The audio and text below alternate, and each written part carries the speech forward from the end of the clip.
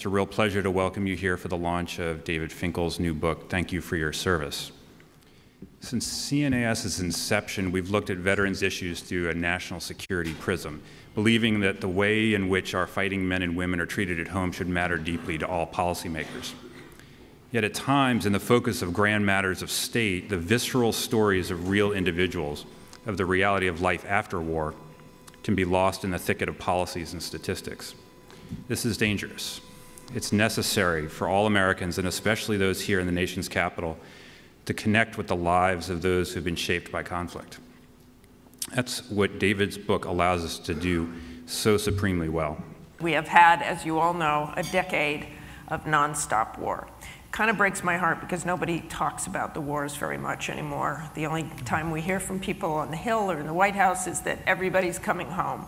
But they're still over there fighting, and they're going to be fighting at home, these ghosts, these anxieties, for a generation to come. This is a guy named Adam Schuman in his last hours of war.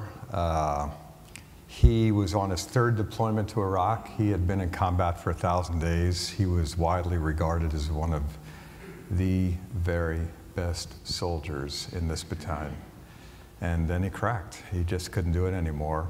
And here he is about to leave. And that was in 2007. I talked to Adam today.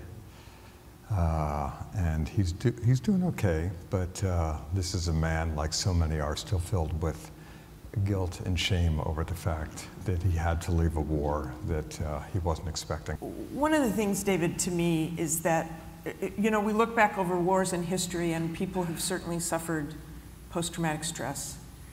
But these wars, this war in particular in Iraq, and these multiple deployments, it's just different. And I think, and talk to me about this, one of the things I think is because there was no front line, and because the troops were always in danger, always in danger. Mm-hmm. It wasn't like in Vietnam and you'd have terrible firefights and then you could go back and have some relative safety.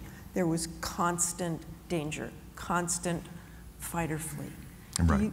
So tell me how you think that changed, or am I way off in that theory? Well, I think you're way off and you're way on. And you know this as well. And look, people in this room, you get this. You know the deal.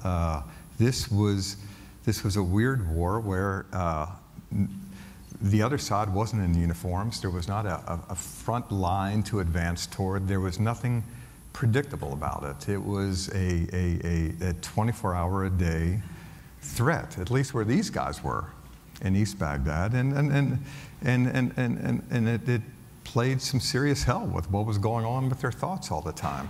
So, yeah, that was a bit different. But what was the same, and I think any historian would agree with this, if you tease apart, well, it's not just war, actually. It's anybody who has suffered any kind of trauma in their life, whether it's war, non-war, an assault of some type, whatever it is, I